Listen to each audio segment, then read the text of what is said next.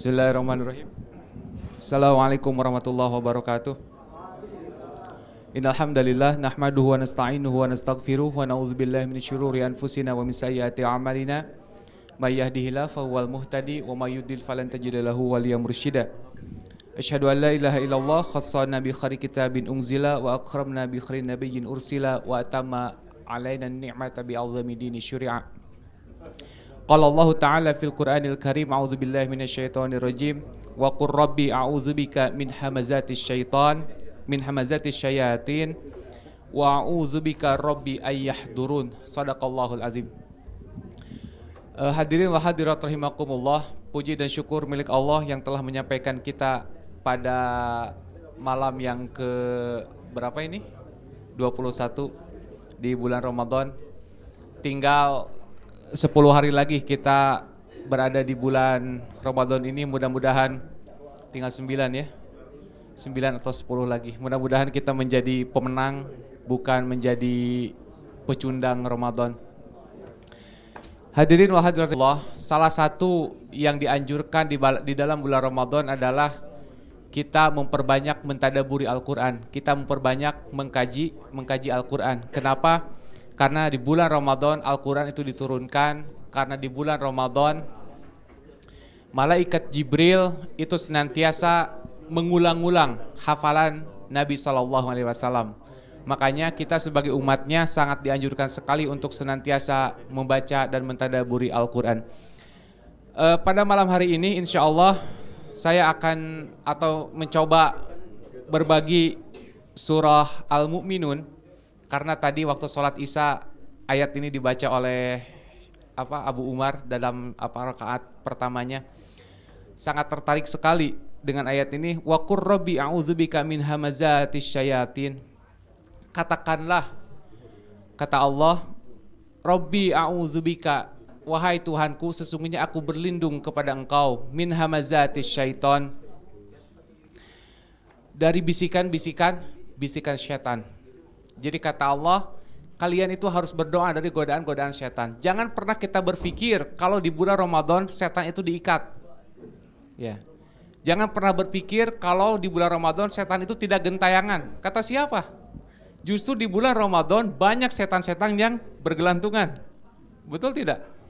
Tidak sedikit orang yang sedang sholat tarawih diganggu oleh setan matanya. Setan bergelayutan dalam matanya. Ya kan? Siapa yang mengganggu? Kenapa? Karena ngantuk kita pun itu mungkin datang dari setan. Ada ngantuk alami. Ngantuk alami itu kalau kita sudah memang sudah lama tidak tidur, kemudian kita kecapean, ngantuk. Nah itu ngantuk alami. Tapi kalau dari rumah kita ceria, kita jag-jag gitu, seger, begitu datang ke masjid kok jadi ngantuk. Nah itu ngantuk datang dari setan. Sama seperti Jumatan. Sebelum Jumatan kita mandi dulu, bapak-bapak, ya kan? Bersih-bersih dulu, seger. Sebelum masuk ke dalam masjid masih sempat ngobrol-ngobrol dulu, ya kan? Masih sempat berbincang-bincang dulu, cekakak sini, cekakak sini. Tapi begitu imam naik, kok tiba-tiba jadi ngantuk? Nah itu kan datang dari setan. Baik di bulan Ramadan ataupun di luar bulan Ramadan. Makanya kita harus banyak berlindung dari setan. Rabbi a'udzubika min hamazatis syayatin. Ya Allah, aku berlindung kepadamu dari bisikan-bisikan setan, dari godaan-godaan setan. Berapa banyak orang-orang yang menyerah sebelum berjuang? Berapa banyak orang-orang yang sudah melakukan pertarungan tapi tidak sampai ke final? Belum sampai udah menyerah duluan. Berapa banyak orang-orang yang tidak tahan dengan qiyam ketika sholat tarawih? Kenapa? Karena mungkin hatinya tidak hadir. Di antara kita banyak yang muda-muda, di antara kita banyak juga yang tua-tua, tapi tidak sedikit yang muda malah yang komplain misalkan. Tapi orang tua dia tetap tangguh, dia tetap tetap terus berjuang gitu kan. Jadi sesungguhnya masalah saum atau masalah qiyamul lail, masalah tarawih itu tidak didasarkan oleh usia sesungguhnya Pak, betul tidak?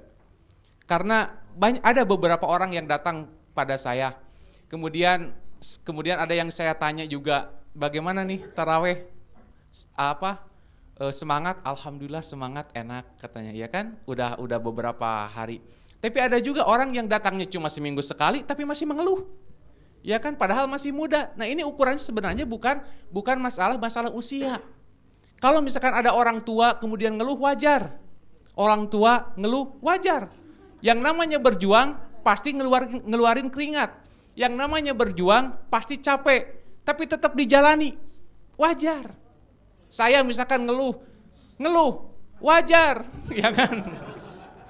Tapi tetap dijalani, ya kan? Pak Mus misalkan ngeluh, wajar. Tapi rutin tetap datang, ya kan? Ini ada anak muda, mungkin seumuran dengan saya, beda dikit. Datangnya sudah seminggu sekali tapi masih ngeluh. Bukan gua ajar lagi, kurang ajar. Iya, betul tidak, Bu? Jadi sesungguhnya ini bukan masalah usia qiyam itu. Masalah sholatul lail, masalah saum itu bukan masalah usia. Karena sesungguhnya kalau dilihat usia, banyak orang-orang yang di atas 70 tahun tapi tetap semangat tiap hari datang ke sini. Sudah di atas 70 tahun coba. Ketika ditanya, bagaimana Pak, capek tidak? Alhamdulillah tidak. Berarti hatinya hadir. Hatinya hadir. Setan tidak hadir di dalam hatinya, tapi justru malaikat yang hadir di dalam hatinya. Kita kilas balik kepada kisahnya. Amr bin Jamuh. Amr bin Jamuh itu didahului masuk Islam oleh anak-anaknya. Amr bin Jamuh punya anak 3 laki-laki. Semuanya anak 3 laki-lakinya sudah duluan masuk Islam di tangan Mus'ab bin Umair. Kemudian dia punya teman namanya Mu'ad bin Jabal. Mu'ad bin Jabal menjadi sepertemanan anaknya Amr bin Jamuh, ya kan? Nah, Amr bin Jamuh ini punya sebuah patung bernama Manat patungnya. Kalau Pamarjuki, ada Pamarjuki. Punya keris mungkin, kerisnya namanya si Kiai Kebo misalkan ya. Ya sama lah, banyak kan di antara kita juga yang dulunya itu senang mengagung-agungkan benda. Nah, Amr bin Jamuh, dia punya berhala yang namanya Manat. Manat ini senantiasa dielus-elus karena terbuat dari benda yang mahal. Manat ini disembah-sembah, ya kan? Sampai-sampai ketika dia bertanya kepada istrinya, wahai istriku, katanya, namanya Ummu Salamah gitu namanya, Umar bin Jamuh itu. Apakah engkau pernah mendengar seorang pemuda yang bernama Mus'ab bin Umair? Kata istrinya, ya, anak-anak kita dulu pernah sering datang mendengarkan ceritanya. Celaka engkau, katanya. Jangan sampai mereka itu datang kepada Mus'ab bin Umair. Kenapa? Karena sekali dia datang pasti dia masuk Islam, ya kan? Gak usah khawatir, kata istrinya. Dia cuma mendengarkan aja. Udah gitu panggil dia, katanya. Salah satu anak dipanggil oleh Amr bin Jamuh. Kemudian ditanya, apa yang kau dengarkan dari Mus'ab bin Umair? Kata anaknya, dia membacakan surat Al-Fatihah. Bergetar hatinya. Padahal waktu itu dia masih menyembah Manat, masih menyembah berhala. Adakah cerita-cerita yang lain? Adakah istilahnya puisi-puisi yang lain yang diucapkan oleh Mus'ab bin Umair? Oh, masih banyak lagi yang jauh lebih indah daripada surat Al-Fatihah. Coba orang yang mengerti, kalau misalkan dia ngerti, hatinya hadir, walaupun belum masuk Islam, tapi hadir hatinya, membaca Al-Fatihah, kemudian dimaknai, ditadaburi, tergetar hatinya. Sampai-sampai bertanya, adakah ayat-ayat yang jauh lebih indah? Oh, masih banyak lagi, katanya. Terus kemudian goyang hatinya. Kemudian dia goyah, hatinya goyah. Tapi kata Amr bin Jamuh kepada anak-anaknya, aku tidak akan masuk Islam dulu, katanya. Aku tidak akan bersyahadat dulu sebelum aku minta izin kepada si Manat. Coba, minta izin dulu sama Manat. Kemudian beberapa hari dikerjai itu sama Mu'ad bin Jabal. Amr bin Jamuh dikerjai sama Mu'ad bin Jabal dan anak-anaknya. Karena anak-anaknya sudah masuk Islam duluan. Pada suatu malam si Manatnya diambil oleh ketiga anaknya dan Mu'ad bin Jabal. Kemudian dibuang di comberan. Ya, di comberan yang dekat rumahnya. Pagi-pagi dia mencari-cari, di mana si Manat, katanya, di mana berhalaku, ya kan? Coba ada berhala dicari. Kan aneh kan, ada Tuhan dicari-cari. Ketika ditemui ternyata berhala tersebut ada di comberan. Diambillah berhala tersebut, kemudian dibersihkan, diusap-usap lagi, dikasih minyak wangi. Sama seperti orang Indonesia ketika memandikan keris, ya kan? Sama. Coba. Ya dulu mungkin aliran kepercayaan juga seperti itu, ya kan? Kemudian malam berikutnya dibuang lagi sampai begitu sering Mu'adz bin Jabal dan anak-anaknya membuang si manat tadi. Sampai suatu saat Amr bin Jamuh merasa bosan karena pas terakhir kali ditemukan si manat sedang berada di comberan bersama bangkai anjing. Ya kan? Kemudian kata Amr bin Jamuh, "Kalau engkau memang Tuhan," katanya, "kalau engkau memang berhala, aku biarkan engkau menjaga dirimu sendiri," kata Amr bin Jamuh. Karena saking kesalnya, yang namanya Tuhan tidak bisa menjaga diri sendiri. Akhirnya Amr bin Jamuh masuk Islam karena sudah kesal, karena sudah tidak ada pembelaan lagi dari si manat tadi. Amr bin Jamuh masuk Islam di atas usia 60 tahun dalam keadaan pincang. Dalam keadaan kakinya itu pincang. Ketika perang Badar, Amr bin Jamuh ingin ikut perang Badar bersama Rasulullah SAW, akan tetapi tidak diizinkan karena keadaannya yang tidak sehat, keadaan fisiknya yang cacat. Akan tetapi waktu perang Uhud, Amr bin Jamuh memaksa Rasulullah SAW untuk ikut berperang. Akhirnya diizinkan oleh Rasulullah SAW. Coba, Amr bin Jamuh usianya 60 tahun masih giat untuk berperang. Coba, pincang keadaan kakinya. Kita oleh Allah hanya baru diizinkan, hanya baru disuruh untuk qiyamul lail saja, udah banyak yang protes. Padahal setiap sholat dari mulai malam pertama sampai malam ini tidak ada satu imam pun yang membaca satu halaman, gak ada. Kurang dari satu halaman. Malam kemarin Abu Umar baca surat An-Naml itu hanya 5 lembar. Dibagi 10 rakaat. Berarti berapa halaman? Cuma setengah halaman. Makanya saya sampai geleng-geleng kepala kalau ada anak muda, misalkan seumuran Pak Zamroni misalkan ya. Kemudian ngeluh, Masya Allah. Amr bin Jamuh, coba kita lihat Amr bin Jamuh. Amr bin Jamuh usianya 60 tahun, kakinya pincang, masih ikut perang. Sampai dia berdoa kepada Allah, "Ya Allah, warzuqni syahadah. Rizkikanlah kepadaku itu syuhada, mati syahid. Dan jangan kembalikan aku kepada keluargaku dalam keadaan terhina," katanya. Coba, Amr bin Jamuh, orang tua, pincang, tapi semangat. Jadi kan untuk beribadah itu sesungguhnya tidak melihat faktor usia. Yang penting hatinya hadir. Kalau hatinya hadir, insya Allah apapun yang kita lakukan pasti akan terasa nikmat. Apalagi cuma baru sholat malam, apalagi cuma baru sholat tarawih, dan itu pun diimami.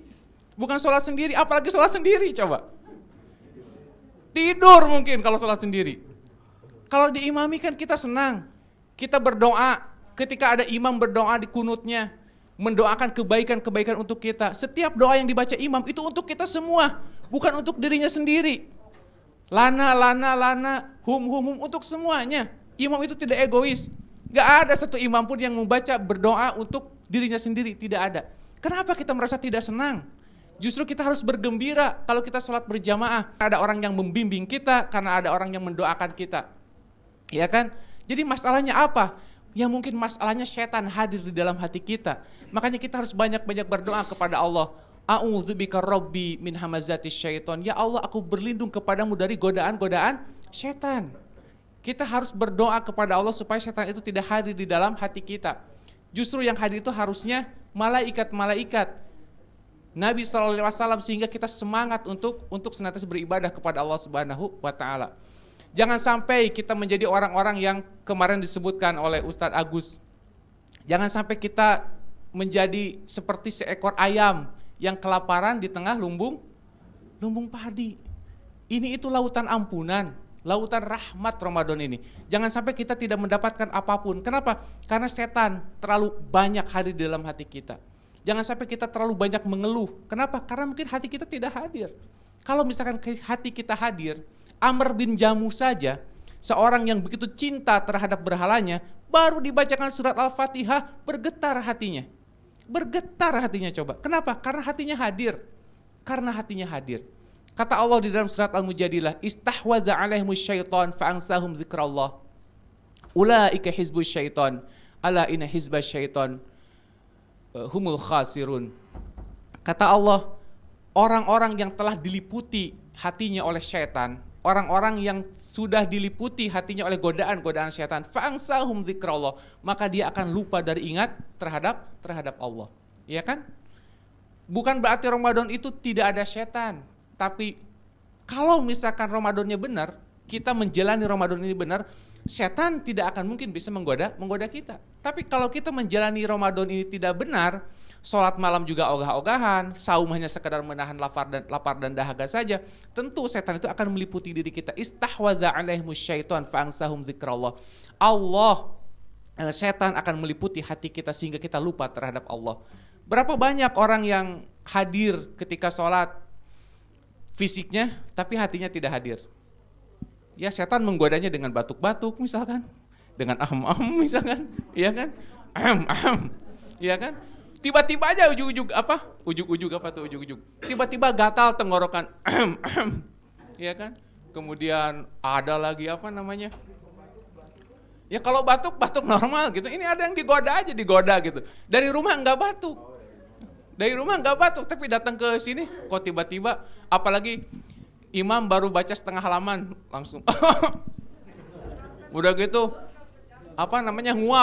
nguap dikerasin. Wah. Ya kan? Istahwadza alaihimus syaitan.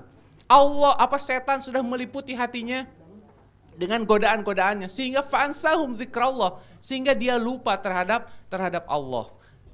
Sehingga dia lupa terhadap apa yang sedang dilakukannya, sehingga dia lupa terhadap aktivitas ibadahnya. Makanya ada sebuah doa yang diajarkan oleh Nabi sallallahu alaihi wasallam.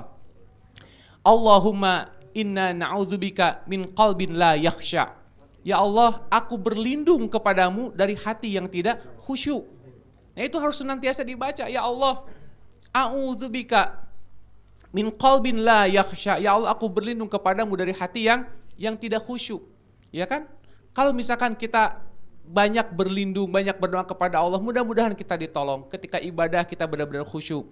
Ketika sholat kita benar-benar mendengarkan walaupun tidak ngerti kan. Tapi kalau kita hadir hatinya, insya Allah itu akan merubah hati kita, akan merubah kondisi kita. Allah akan memberikan keajaibannya kepada kita. Walaupun mungkin kita tidak mengerti, tapi hadirkan hati kita. Allahumma inna na'udzubika min qalbin la yakhsha wa min ilmin la yanfa'. Ya Allah, anugerahkanlah aku berlindung kepadamu dari ilmu yang tidak bermanfaat. Kemudian apalagi? Wa min apalagi? Allahumma inna na'udzubika min qalbin la yakhsha wa na'udzubika min ilmin la yanfa' wa a'udzubika min nafsin la tasba' wa a'udzubika min da'watin la yustajaba laha. Itu kan semuanya, doa-doa itu intinya kita berlindung dari setan. Ketidakkhusyuan muncul dari mana? Dari setan. Ilmu yang ada di dalam kepala kita, tapi kita tidak bisa mengamalkan, itu datang dari mana? Dari setan juga. Wa min nafsin la tasba'. Jiwa yang tidak bisa diam, jiwa yang gerajak-gerujuk ke sana kemari, kemudian doa yang tidak bisa diijabah. Kenapa? Semuanya intinya datang dari setan. Makanya kita harus banyak-banyak berlindung dari setan walaupun di bulan Ramadan ini.